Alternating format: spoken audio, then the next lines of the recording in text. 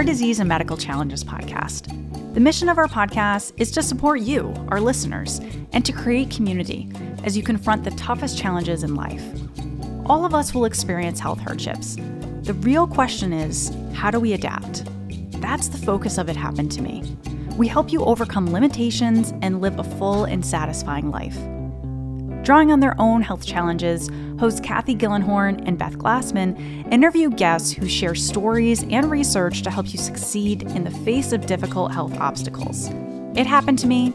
I'm not alone, and neither are you.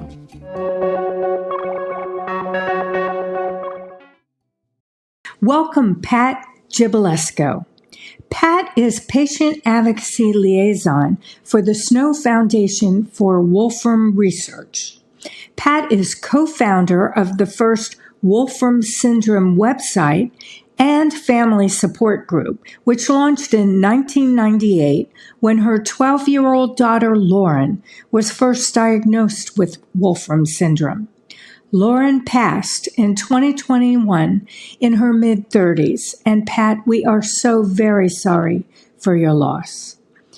In the 90s, Pat contacted Dr. Timothy Barrett, the only known doctor affiliated with this disease, and with Dr. Barrett's help, she was introduced to other Wolfram families. Pat is the administrator for the Wolfram Syndrome family private Facebook page. She is passionate about education and supporting patients, families, and caregivers affected by Wolfram Syndrome. She offers valuable insight and resources and connects others who live with this rare disease. She is committed to growing the patient advocacy community, which currently includes over 385 families. Pat is, and Lauren was, a strong advocate for Wolfram Syndrome and have spoken at several Wolfram Syndrome fundraisers to help raise money and research for the ultimate cure. Welcome, Pat. Oh, thank you for having me. Oh, it's a pleasure, Pat. We're thrilled to have you.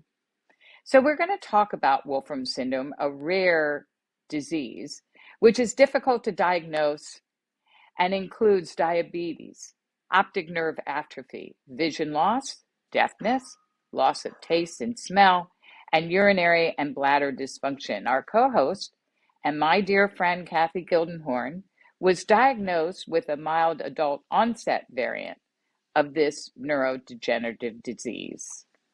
Thank you, Beth. Pat, let's discuss Wolfram from your perspective as an advocate and as a parent. Again, we are so sorry for the loss of your daughter, Lauren. Today, we will focus on your amazing and important work as Patient Advocacy Liaison for the Snow Foundation for Wolfram Syndrome Research. So let's start with the basics. How would you describe Wolfram Syndrome? Well, again, thank you for having me. I appreciate anything spreading word about Wolfram Syndrome.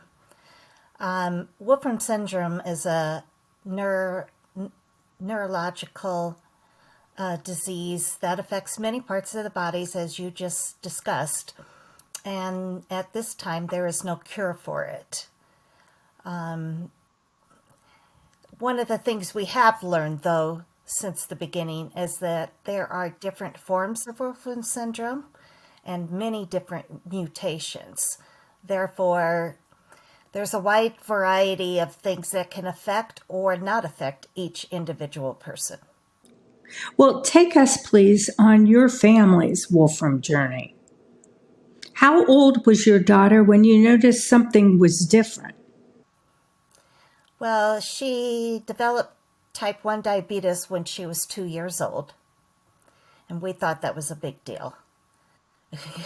And then when she was 5 years old, she started having a little bit of vision problems, but glasses run in our family, so I wasn't surprised at that. And then when she was about 7, she started having a little bit of hearing problems. So I was sent to a specialist, and he performed many tests, and he had what I call the Dr. God syndrome, because you did not question him, and everything he said was correct. And I ended up walking out of his office. I was so furious at what he said to me. So that started our real big journey into it. But we kind of just let things flow along until she was 12 years old, and I received a call from school, and they said that her vision had decreased and she needed, more vision tests done. And so I was shocked because I had just taken her to the eye doctor a month ago. And her vision had been 20/40 at that time, and in the month's time had changed to 2200. And that's when we started digging in to what the problem was. Oh, that's a drastic change. It is. Was there any family history of this rare disease? No, none. So you had heard of this disease before? You'd never? No, There is no family history. there is no family history. There is no family history. And had you ever heard of this syndrome? No, not at all. And so what was your response when you heard the news? Well, it started out just like everybody else. My endocrinologist was unsure of what was going on also, and he ordered an MRI.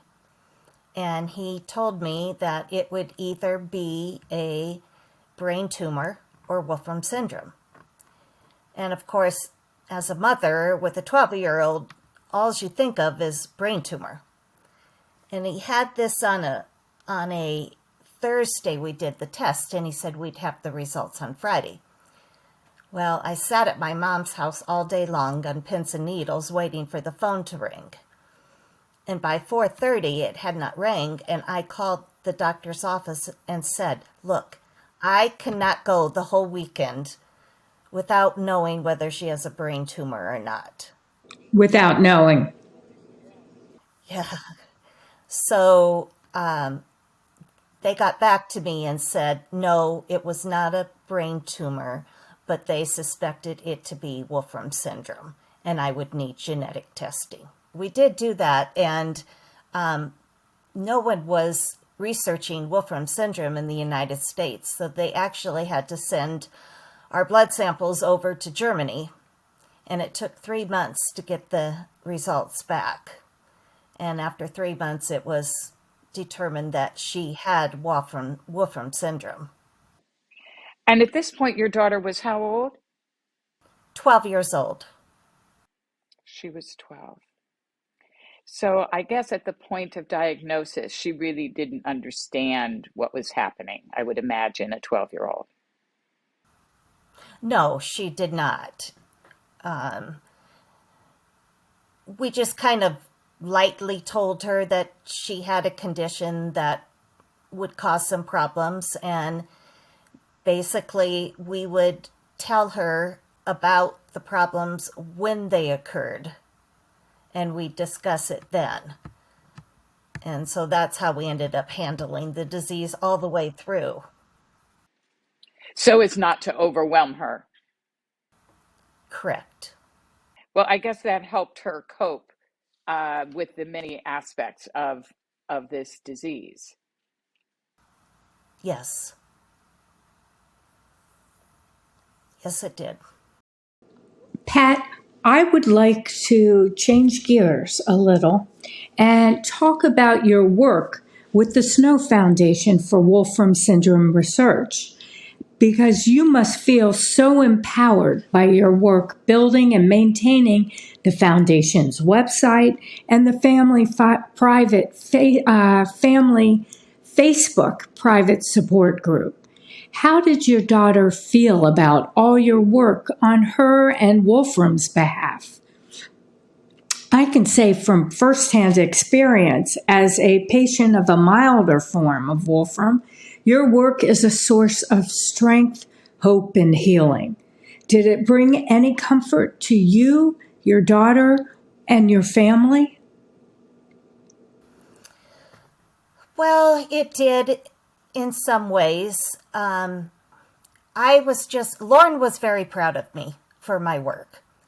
And her and I discussed Wolfram's all the time. And I would tell her when there were new patients and where they were located and what their symptoms were. And we grew up with this bond over Wolfram Syndrome. And she was very proud of me, as I was of her, for any advocacy there was with Wolfram Syndrome. And then how did you get started with the Snow Foundation for Wolfram Research? And how did you meet the foundation's founder, Stephanie Snow Gebel? Okay, that was a little bit of a longer story, but Stephanie's daughter was diagnosed in our year of our second clinic, of which at the time the funding had fallen through for. And we were devastated because it took us so long to get to that point.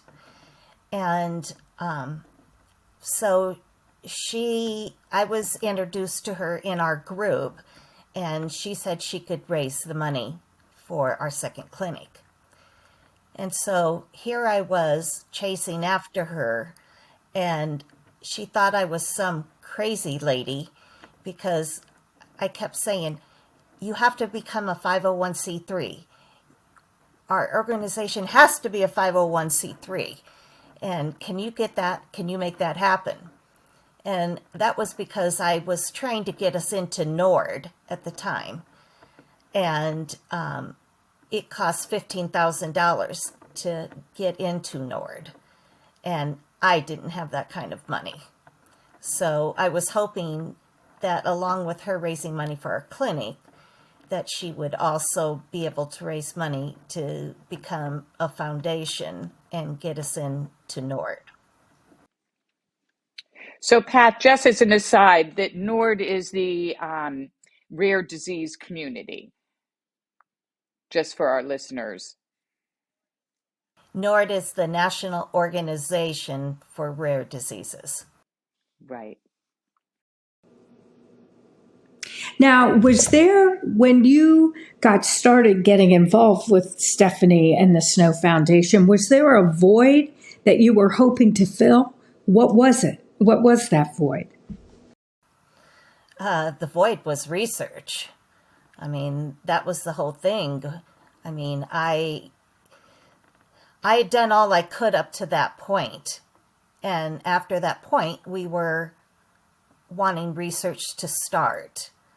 And so that was those clinics that we started with. That was our very beginning of the clinics and our hope for research and ultimately a cure. Were there any resources that helped you get started in your work with Snow, in forming the website or in forming the Facebook page? What helped you, like a form or an idea of what needed to be done? And have things changed at all between now and then? Is there more available now than there used to be? What's the lay of the land? Oh, in the beginning, it was awful. It really was almost at the inception of the internet itself. So I was just learning the internet, and I would look at any article at all I could find on Wolfram Syndrome. And really the only big main interview was done by a woman who, this was a totally bleak letter she wrote, and basically said, if you have Wolfram Syndrome, be prepared to die soon. So It was very hard to read that kind of stuff, and I was determined that I needed to do more. And so that's when I started really digging into it, and I would read any research paper I could find, and any doctor I could find, I would contact. And I would leave threads on certain pages of, if you've heard of Wolfram Syndrome, contact me. And of which I did have one young man. He was from Switzerland, and he found one of those threads and contacted me, and we've become very good friends. So that was just one of the things that I did in the beginning to get started. So one way that you met other families with Wolfram was through the internet. Were there other ways that you met other families? Well, not in the beginning, until our clinic came that we met face to face. But you're talking 10 years later. Is that right? 12. Yeah. Then we saw each other face to face. But otherwise, yes, it was all done through the internet, and there wasn't anything like FaceTime back then, so you never saw each other.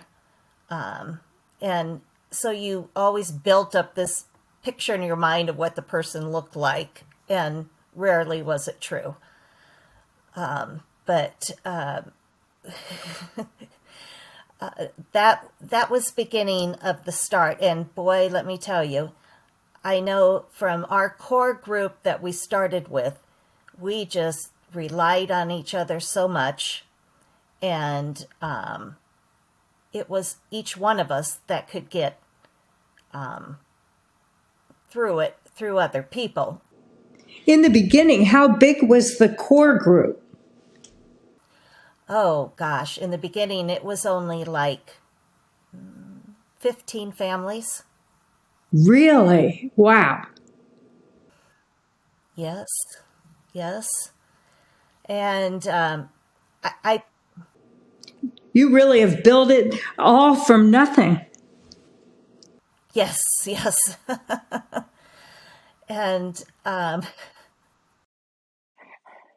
It sounds like, I mean, you're talking about the beginning of the internet, that you started at the beginning of the internet when you started trying to create connectivity between families.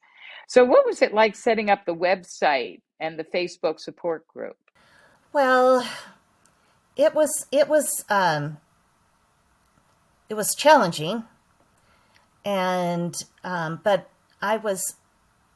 we were ready at that point in time to really expand, and our goal was to be international.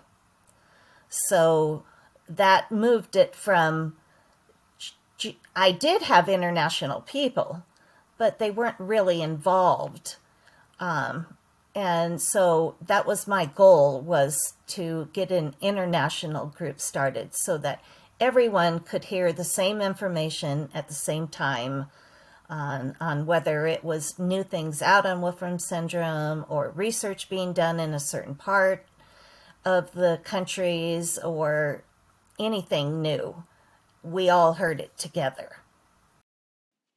So would you say that was your biggest success?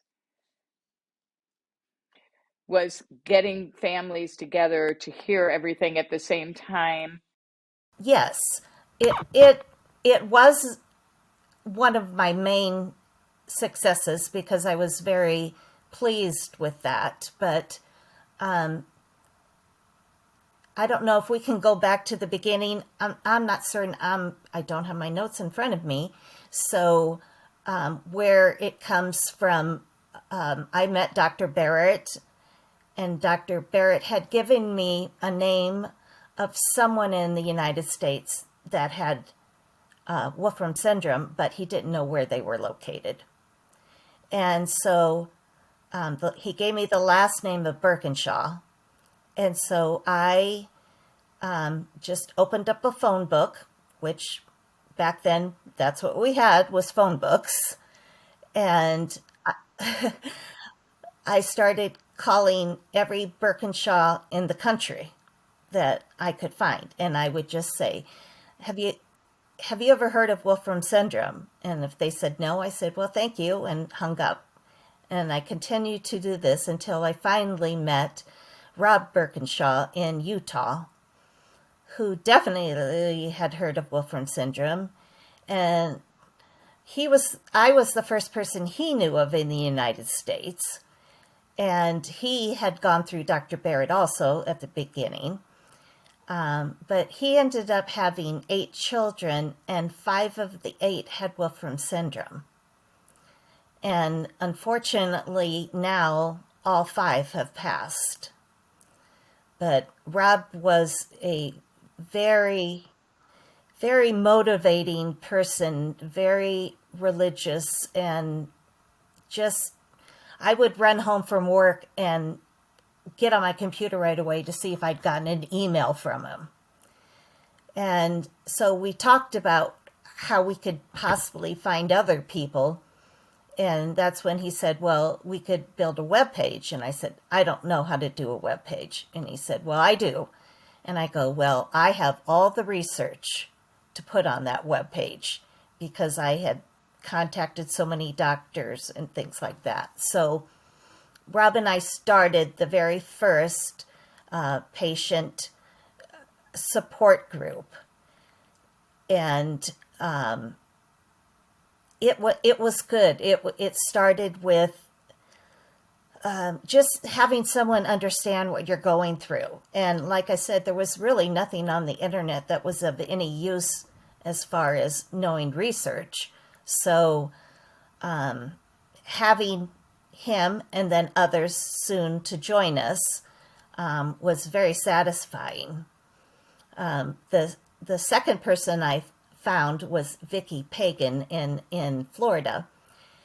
And she had the story of her son, Nick, who was 5 and was diagnosed with Wolfram Syndrome. Of course, at the time, she didn't know it. And he developed what Lauren also did, which was diabetes insipidus. And so Nick was constantly drinking. And the doctor told her to curb his drinking patterns. And so she kept water out of his sight line. But then one day she went into the bathroom and she found him drinking out of the toilet. So that was her first knowledge of Wolfram Syndrome and knowing what diabetes insipidus meant. And she felt horrible for, restricting his water, but we didn't know at that time. And so there were 2 other girls, Lauria Strazzero and Sue Mooney, who the 4 of us became very, very close. And so, like the year after we met, we decided we wanted to meet. And Vicki at that time lived in Florida. New York. And Lauria lived in Boston and Sue lived in Maine. So everybody was out there on the East Coast. And so I was going to fly into New York and Vicki was going to pick me up. And then we were going to meet Sue and Lauria in Connecticut. And my husband thought I was crazy for getting on a plane and going out and meeting people I had no knowledge of. And I was really worried because I didn't know what anybody looked like. And I said to Vicki, New York airport is huge. How am I going to be able to find you? And she said, you'll find me. And so I got off the plane and I went walking down and towards where our luggage was. And I see this gal holding this big sign saying, I'm looking for the Wicked Witch from Nebraska. And so that was our first meeting.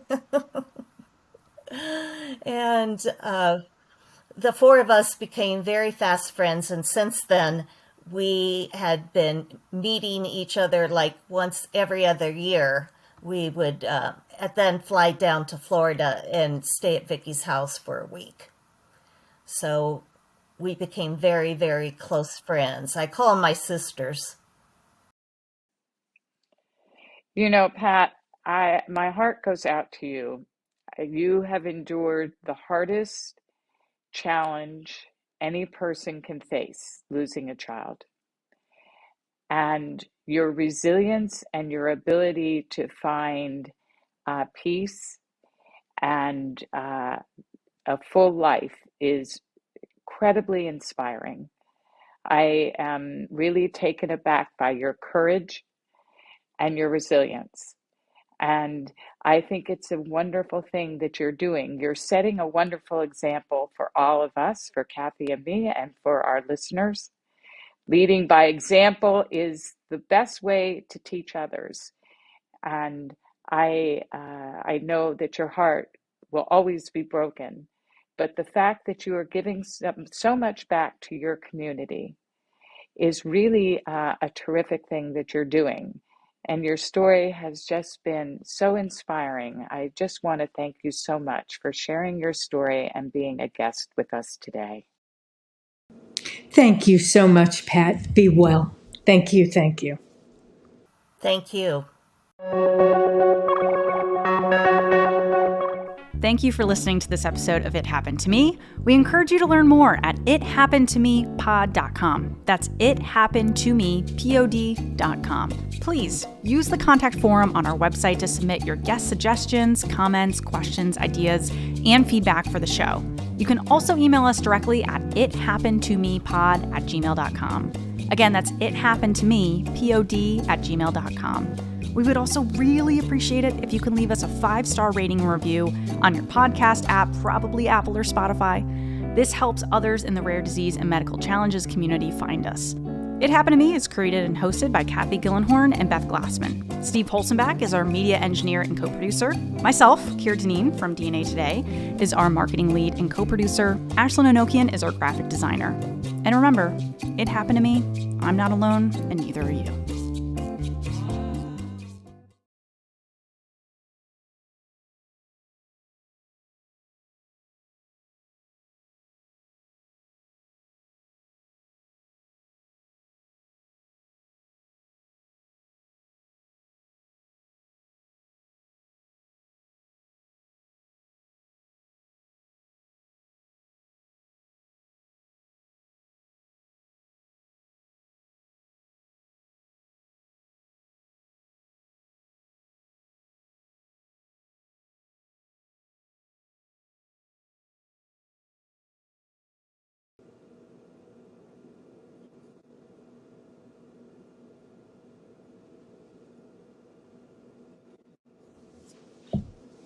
Excellent.